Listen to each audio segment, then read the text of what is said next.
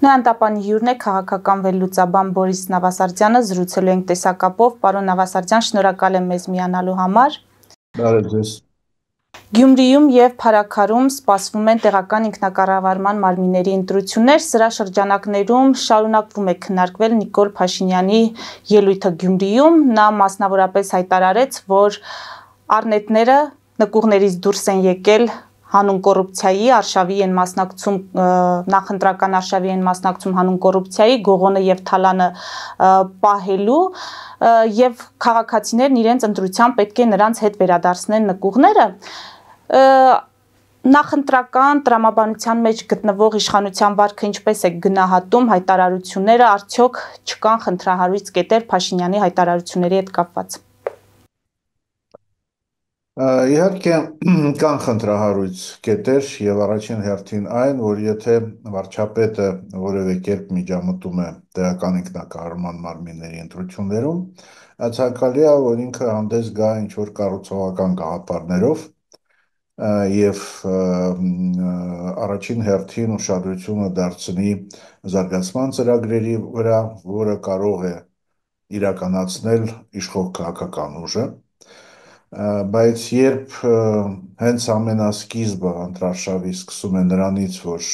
մտցվում են ինչ-որ առճակատման տարրեր, դա իհարկե չի նպաստում նրան, որ ամբողջ նախընտրական այդ ժամանակահատվածը անցնի առողջ մթնոլորտում, այն դեպքում, որ Հայաստանին եւ Հայաստանի տարբեր համայնքներին հենց դա է առաջին հերթին պետք, այսինքն խորացնել այն առանց դրա անել արկա հասարակության մեջ առճակատումը չի օգնում հաստատ լուծելու այն խնդիրը, որոնց առջև կանգնած է եւ Հայաստանը ամբողջությամբ եւ առանձին համայնքները։ Մանավանդ ես կասեի Գյումրիի պարագայում, որտեղ անկախ նրանից ինչպես ենք մենք վերաբերում տարբեր քաղաքական ուժերին, որոնք ներգրավել են պայքարում, բավականին հետաքրքիր է անցնում արշավը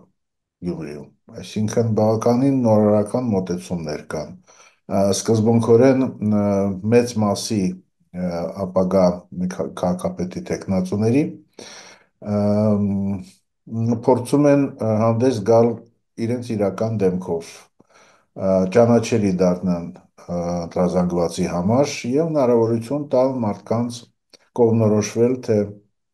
որ մոտեցումը քաղաքական կյանքին եւ քաղաքի կյանքին առավել ընդունելի է իրենց համար։ Եվ այդ պայմաններում, երբ կա բավականին բաց եւ բավականին բազմազան նախընտրական պայքար, դրա մեջ անառողջ տարրեր եւ առճակատման տարրեր մտցնելը ես կարծում եմ ճիշտ քաղաքական որոշում չի վարչապետի կողմից։ Պարոն Նավասարդյան, կարող ենք ասել, որ Փաշինյանը չի զգում հանրային տրամադրությունները, որովհետև նրա հույսը կարծես թե էլի այդ Գողոն, Թալան խոսույթն է, նախկիներին մեղադրանքներն են, արդյոք այս խոսույթով իսկապես նորից կհաջողվի Փաշինյանին կամ իշխանական ուժերին շահել հանրության վստահությունը։ Կարծիքները այս առումով տարբեր են, շատերն են ասում, որ արդեն հանրությունը միամիտ չէ, ժողովուրդը միամիտ չէ, տեսնում է, որ 7 տարի տրված ժամկետում այն խոստումները, որոնք տրվել էին, դրանք չեն իրականացվել եւ նորից նույն խոսույթով գնալ, դա այնքան էլ չի մեծացնում հնարավորությունները նույն իշխանության։ Կարծում եմ, որ ճիշտ չի լինի ենթադրել, որ իշխող քաղաքական ուժը եւ իր անդամները չեն զգում, թե ինչ է կատարվում երկրին, ենթադրում եմ, որ զգում են եւ չեն բացառում, որ ներքին փակ հանդիպումներում քաղաքացիական պայմանագիրը տարբեր առիթներով, այդ թվում նաեւ թիմ ընտրությունների առիթով հավաքվում եւ բավականին խորը վերլուծում է իրավիճակը, մարտահրավերները եւ դժվարությունները։ Սակայն խնդիրը կայանում է նրանում, որ այդ ամբողջը հասկանալով չեն կարողանում գտնեն այլ մարտավարություն, այլ ընտրանքային մարտավարություն եւ դա խոսում է նաեւ կարողությունների մասին, դա խոսում է նաեւ նրա մասին, որ դրական պոզիտիվ քաղաքական օրակարգ քաղաքացիական պայմանագիրը չի կարող առաջարկել։ եւ դա մտահոգություններ է առաջացնում նաև հաշվի առնելով, որ մենք մոտենում ենք համապետական ընտրություններին եւ ցանկացած քաղաքում, համայնքում անցկացվող թիմ ընտրությունները նրանք արդեն իսկ ստեղծում են այն մթնոլորտը, որը գերակշռող կլինի նաև համապետական քարոզարշավում։ Երևի անհրաժեշտ է, որպեսզի քաղաքացիական պայմանագիրը եթե չի գտնում ճիշտ օրակարգ, եթե չի գտնում իր մեջ ռեսուրսներ, ինչպես դուրս գալ տարբեր դժվար իրավիճակներից, միգուցե ընդլայնի հարթակը, որտեղ խնդիրները քննարկվում են, որտեղ կարող են մշակվել քաղաքականության տարբեր ուղղություններ եւ միգուցե այդ դեպքում կձևավորվի ոչ առճակատմանը միտված, այլ երկրի զարգացմանը եւ հանրային համերաշխության ծրագրեր։ Բայց առայժմ ցավոք մենք տեսնում ենք, որ իշխող քաղաքական ուժը գործում է աղանդի սկզբունքներով, փակվելով հանրային այլ շրջանակներից, չփորձելով օգտագործել այն ներուժը, որ միգուցե կա հասարակությունում, չի փնտրում նույնիսկ, ես այդպես ասեմ, քաղաքական դաշնակիցներ իդեմս այլ կուսակցությունների, իսկ դա կարծում եմ անհրաժեշտ է լինելու Հայաստանում, քանի որ քիչ հավանական է հաշվի առնելով նաև սոցիոլոգիական հարցումները, որ առանց կոալիցիայի Հայաստանում հնարավոր կլինի ձևավորել կառավարություն։ Եվ մենք պիտի ուսումնասիրենք եւ հաշվի առնենք այն փորձը, որ կա եվրոպական տարբեր պետություններում, որտեղ ելի բոլոր հակասություններով հանդերձ քաղաքական գործիչները հասկանում են, որ կոալիցիան անհրաժեշտ է ուղղակի, որ բազմազանությունը քաղաքական կարծիքների այնքան մեծ է, որ շատ դժվար է մեկ քաղաքական ուժին ունենալ 50%-ից ավել ձայներ ընտրողների։ Հիմա մենք նման գործընթաց տեսնում ենք Գերմանիայում, հա, եւ չնայած այդ բոլոր դժվարությունները, չնայած այդ բոլոր տարբերությունները, նախընտրական ծրագրերի ի վերջո կարողանում են ձևավորել կոալիցիաներ եւ այդ կոալիցիայի մասնակիցների առաջնորդությունը հաշվի առնելով կազմել նաև երկրի համար ազգային ծրագրեր։ Նման փորձառությունը, նման պրակտիկան նաև պետք է կարծում եմ արդեն ակտիվորեն կիրառվի Հայաստանում։ Բայց ցավոք այդ երկխոսությունը տարբեր քաղաքական ուժերի միջև տեղի չի ունենում։ Պարոն Նավասարդյան, ձեզ համար հասկանալի է, թե ինչու հանկարծ Ռոբերտ Քոչարյանի եւ Սերժ Սարգսյանի քաղաքական ուժերը սկսեցին բանավիճել Նիկոլ Փաշինյանին իշխանության բերելու հարցի հետ կապված եւ նաեւ ավելի վաղ Քոչարյանը երբ ասուլիս տվեց, ըստ էության հայտարարեց, որ մասնակցելու է այդ համապետական ընտրություններին, կարծիք է հնչում, որ նորից Ռոբերտ Քոչարյանը հանդես գալով այդպիսի հայտ ներկայացնելով օգնելու է Նիկոլ Փաշինյանին վերընտրվել։ Ինչ կարող եք ասել հերրակա բանավեճի հետ կապված այդ երկու քաղաքական ուժերի միջև ծավալված եւ Ռոբերտ Քոչարյանի վերադարձը ինչ է նշանակելու։ Երևի մի քանի պատճառներ կան։ Դե ոչ մեկի համար գաղտնիք չէ, որ բավականին լուրջ հակասություններ Ռոբերտ Քոչարյանի եւ Սերժ Սարգսյանի միջև առաջացել են 2007-2008 թվականներին, հա, նախագահական ընտրություններից առաջ, եւ այդ հակասությունները չեն հաղթահարվել, եւ հաշվի առնելով, որ այսօր բավականին նյարդային իրավիճակ է քաղաքական դաշտում, այն քողարկված չի ասի թշնամություն, բայց ամեն դեպքում ոչ բարեդրացիական վերաբերմունք իրար նկատմամբ դուրս է գալիս այդ ընդհանուր լարվածության ֆոնին։ Դա հիմնական պատճառն է ըստ իս, բայց չի բացառվում, որ այստեղ կա նաև մարտավարական հիմք այս ամեն ինչի, որը կայանում է նրանում, որ որոշ չափով վիճակը մեր քաղաքական ասպարեզում փոխվել է եւ տարբերվում է նույնիսկ 2021 թվականի ընտրությունների վիճակից, երբ կարելի էր ենթադրել, որ եւ Ռոբերտ Քոչարյանի ղեկավարած քաղաքական ուժը եւ Սերժ Սարգսյանի հանրապետական կուսակցությունը եւ իր պոտենցիալ դաշնակիցները այն ժամանակ հանդիսանում են որպես հիմնական ընդդիմություն եւ լինելով հիմնական ընդդիմություն շանս ունեին նույնիսկ չհաղթահարելով շեմը, հա, մտնել խորհրդարան, քանի որ երեք քաղաքական ուժ անկախ հավաքած տոկոսից ձայների խորհրդանում իրենց տեղը ստանում են։ Այսօր իրավիճակը այլ է։ Այսօր չեն ընկալվում Ռոբերտ Քոչարյանը եւ Սերժ Սարգսյանը որպես լուրջ մրցակից չունեցող անդիմադիր քաղաքական ուժեր։ Եվ ոչ մեկի, ոչ մյուսի համար երաշխավորված տեղ երեակում չկա։ Ուրեմն տեղ կարող է լինել երկուսից միայն մեկի համար, ամենայն հավանականությամբ։ Եվ այդ մեկ տեղի համար պայքարը ցավոք ընթանում է նույն ոճով, ինչ ընթանում է պայքարը ընդհանրապես, իրար դեմ դուրս գալով, քարկոծելով, հնարավորինս շատ բացասական ինֆորմացիա տալով եւ թեմաներից մեկը, որը կարծում եմ կարևոր է ընդհանրապես ընդդիմադիր ընտրազանգվածին, թե ով է իշխանության բերել Նիկոլ Փաշինյանը եւ հենց Նիկոլ Փաշինյանին եւ հենց դա է փաստորեն դարձել այսօր այդ քարոզչական պայքարի հիմնական թեմա, թեև կրկնում եմ խնդիրները երկու քաղաքական ուժերի եւ նրանց առաջնորդների միջև շատ ավելի բազմազան են եւ խորն են։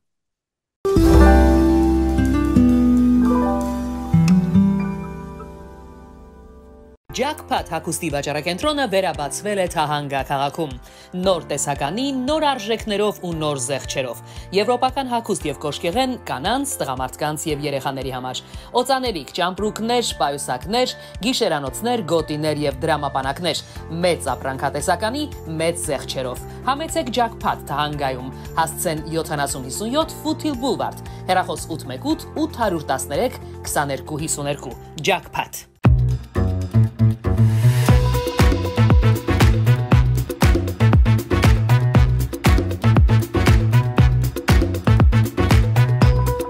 Արարատ ռեստորան, ընտանեկան եւ ընկերական ժամանցի լավագույն հասցե, սիրված արտիստներ, հյուրընկալ մթնոլորտ, հարուստ ճաշացան, անմահական խորտիկներ, Արարատ ռեստորան, հասցեն անփոփոխ, սիրով սպասում ենք ձեզ։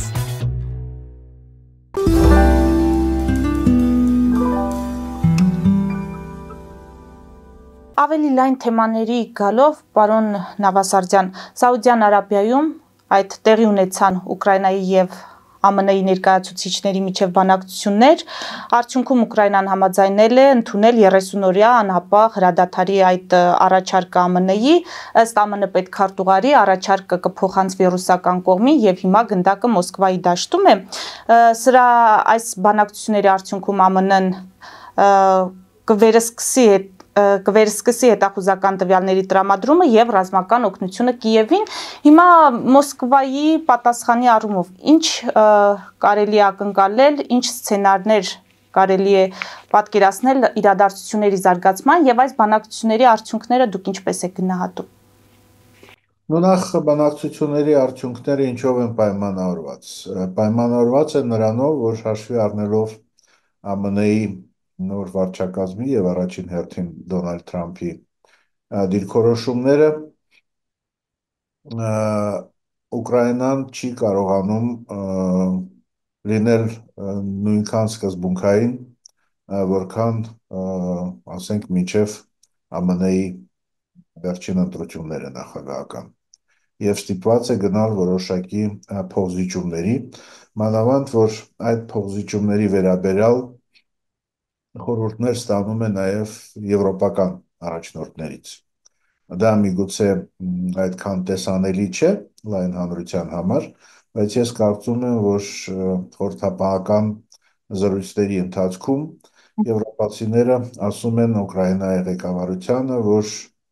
մենք իհարկե ձեզ աջակցում ենք, բայց այդ աջակցությունը չպետք է վերածվի նրան, որ Եվրոպան եւ ԱՄՆ-ն մտնում են օր առճակատման մեջ։ Ամեն դեպքում իրավիճակը այնպեսին չէ, որ Եվրամիությունը հրաժարվի ընդհանրապես ԱՄՆ-ից որպես ռազմավարական դաշնակցից եւ լիակատար ինքնուրույն արտաքին եւ անվտանգային քաղաքականություն իրականացնի։ Ես կարծում եմ, որ այդ զրույցները համոզեցին նաեւ Վլադիմիր Զելենսկուն, որ պետք է Միքայել հետ կանգնել եւ ինքը գնաց միգուցե այնպիսի որոշումների կայացմանը, որոնց պատրաստ չէր ընդամենը մեկ ամիս առաջ, գնաց նաև լուրջ փոխզիջումների այն առումով, որ փաստորեն ներողություն խնդրեց, շնորհակալություն հայտնեց, թեև ես էլ եմ համոզված, ինչպես եւ ուկրաինական քաղաքական վերնախավը եւ հասարակությունը, որ Ուկրաինան ոչ ներողություն խնդրելու, ոչ էլ առանձնապես շնորհակալություն հայտնելու կարիք չկար, այնքանով որ պետք է շնորհակալ լինել, առանց դրան էլ շնորհակալ է։ Եվ հատուկ ինչ որ դա կրկնել կոնկրետ եւ պրակտիկ հարցերի շուրջ բանակցությունների ժամանակ որևէ իմաստ չուներ։ Հա, Ուկրաինան ոչ պակաս ջանքեր է գործադրում, որպեսզի աշխարհում եւ Եվրոպայում լինի խաղաղություն եւ այն բոլորը ինչ անում էր վերջի 3 տարիների ընթացքում եւ Ուկրաինայի ղեկավարությունը եւ Ուկրաինայի բանակը հենց դրան էր միտված եւ դա պետք էր գնահատել։ Եվ ես կարծում եմ, որ շատերը գնահատում են, բայց ցավոք Դոնալդ Թրամփը որոշեց դա անտեսել եւ առաջին պլան մղել հենց ԱՄՆ-ի դերը այս ամեն ինչում, որի համար բոլորը պետք է շնորհակալ լինեն եւ եթե հանկարծ թույլ են տվել ոչ պատշաճ վերաբերմունք, ուրեմն պետք է ներողություն խնդրեն։ Դե ինչ եղել է, մենք պետք է հաշվի առնենք իրողությունները, դա հաշվի առել նաև Ուկրաինայի ղեկավարությունը եւ գնաց այնպիսի փոխզիջումներին, որը ինչ որտեղ ընդունելի եղավ Վաշինգտոնի համար եւ այսօր կտար Ռուսաստանը։ Եվ ամենաակնհայտ սցենարներից մենք կարող ենք երկուսը նշել։ Մեկը, որ Ռուսաստանը ամեն դեպքում չհամաձայնի զինադատարին, կամ նույնիսկ հայտարարությամբ համաձայնի, բայց իրականում զինադատար տեղի չունենա։ Եվ դա կնշանակի, որ դա լուրջ մարտահրավեր է Դոնալդ Թրամփի համար, որտեվ ինքը ստիպված կլինի, եթե ընդհանրապես ցանկանում է ընկալվել որպես հետևական քաղաքական գործիչ,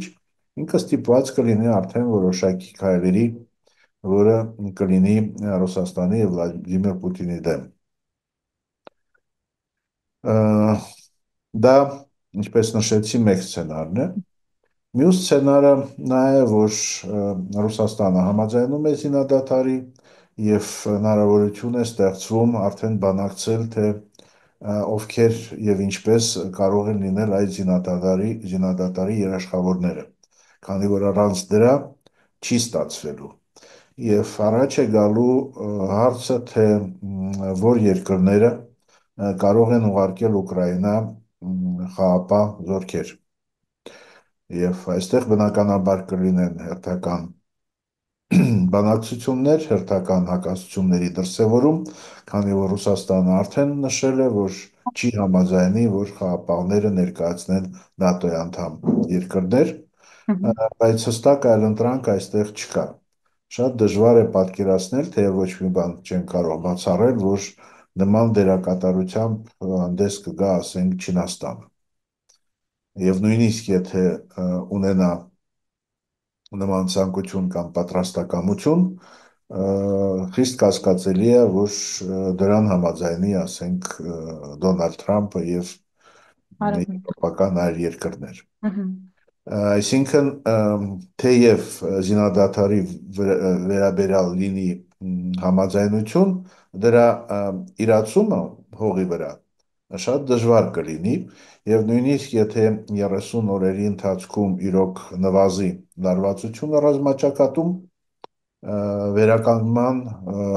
ռազմական խոշոր գործողությունների վերականգնման հնարավորությունը մնում է։ Եվ կա նաև երևի ավելի քիչ հավանական երրորդ տարբերակը, որ Դոնալդ Թրամփը շարունակի այսպես անորոշ նախաձեռնություններով հանդես գալ, այսինքն եթե այդպես չի, ապա այդպես է, եթե Զելենսկուն սա անի, ապա բավ կլինի, եթե չանի, ապա վատ կլինի, մի խոսքով ընտրելով Ուկրաինային որպես այս պատերազմում թույլ կողմ, հիմնական ճնշումը կենտրոնացնեն հենց Ուկրաինայի վրա, որպեսզի Դոնալդ Թրամփը հասնի իր նպատակին եւ կարողանա հռչակել, որ ինքը բերել է խաղաղություն։ Իսկ դա Դոնալդ Թրամփի, այսպես ասենք, խաղաթղթերից մեկն է իր քաղաքականության ընթացքում, քանի որ ինքը ունի բավականին սահմանափակ ժամանակ, որպեսզի արդարացնի իր ընտրությունը նախագահի պաշտոնում, դա առավելագույնը 2 տարի։ Եվ այդ 2 տարվա ընթացքում ինքը պիտի ցույց տա, որ հասել է լուրջ նվաճումների, ինչպես երկրի ներսում, այնպես էլ իրականացնելով արտաքին քաղաքականությունը։ Քանի որ ԱՄՆ-ն հզոր դարձնելու, կրկին հզոր դարձնելու հանգամանքը ենթադրում է նաև ամբողջ աշխարհում ԱՄՆ-ի դերի հաստատմանը։ Այլ կերպ Տրամփի փաստորեն հիմնական ծրագրային կետը, որը նաև կարգախոսային տեսք ունի, չի կարող համարվել իրականացված։ Պարոն Նավասարդյան, Թրամփի մյուս ավելի մեծ նպատակը Ռուսաստանը Չինաստանից կտրելն է։ Այսինքն, քանի դեռ ռուս-ուկրաինական հակամարտության հարցում Թրամփը չի կարողանա ունենալ լուրջ ձեռքբերումներ, նաև այս առումով չի կարողանա ունենալ լուրջ ձեռքբերումներ։ Առհասարակ, դուք ինչ կարծիք ունեք Ռուսաստանը Չինաստանից պոկելու այդ Թրամփի մեծ ծրագրի հետ կապված։ Ես խիստ կասկածներ ունեմ, որ այդ ծրագիրը ընդհանրապես ի սկզբանե որևէ լուրջ հիմնավորում ուներ։ Ես կարծում եմ, որ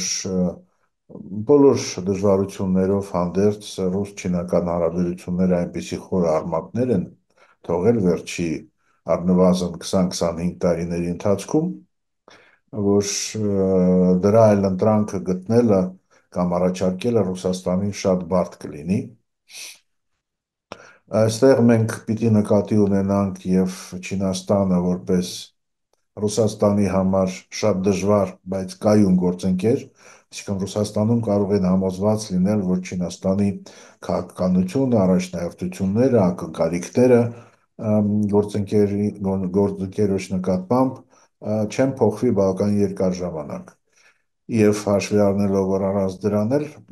բավականին այսպես ոչ կայուն վիճակում գտնվող Ռուսաստանը չի կարող իրեն թույլ տալ էքսպերիմենտներ, հիմնական գործընկերոջ ընտրության հարցում։ Դա մեկ, եւ երկրորդ, մենք պիտի հասկանանք, որ այսօր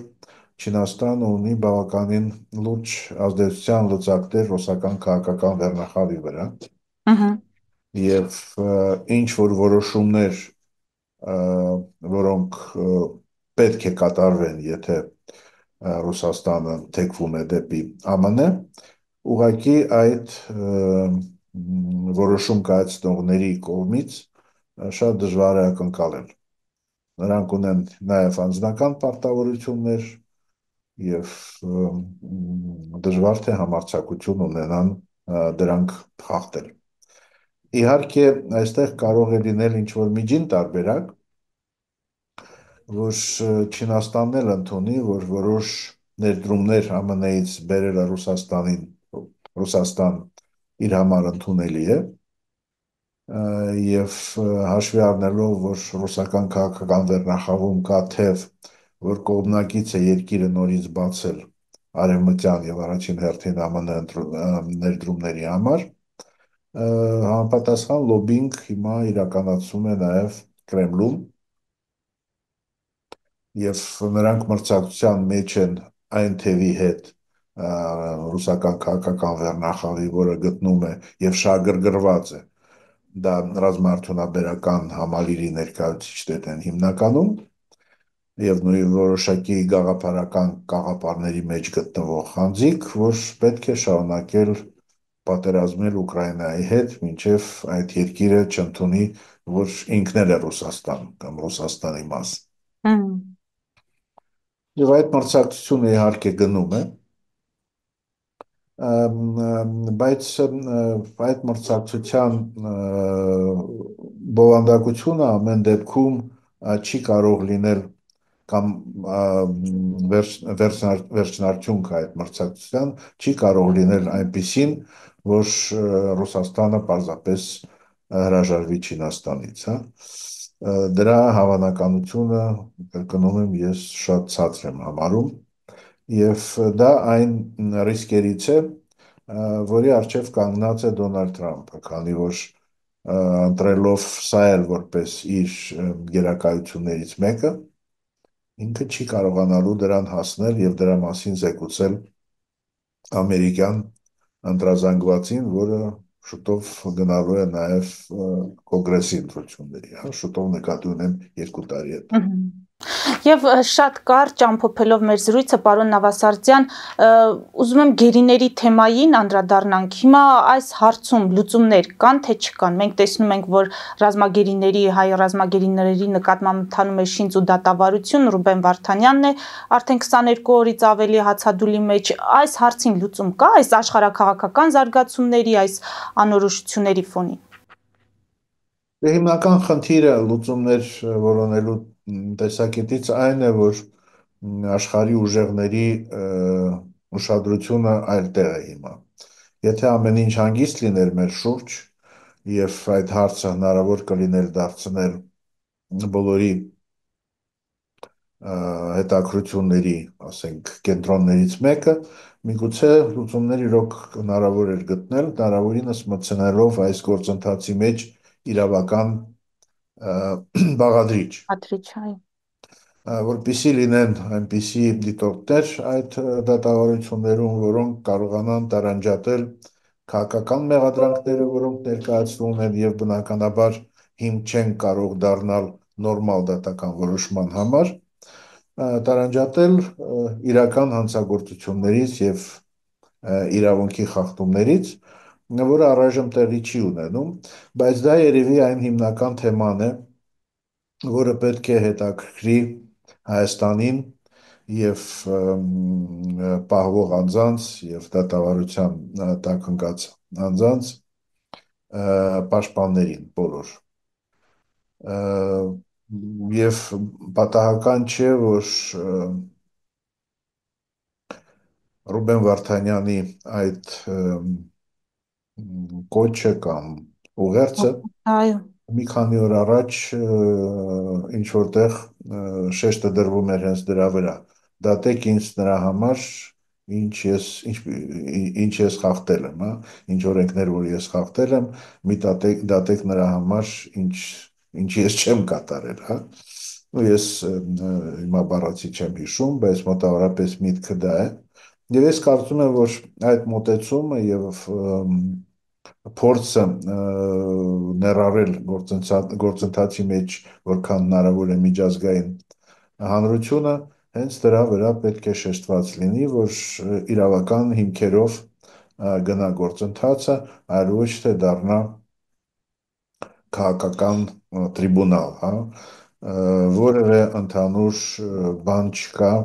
Բաքվի դատավարության եւ Նյուրնբերգյան դատավարության միջև,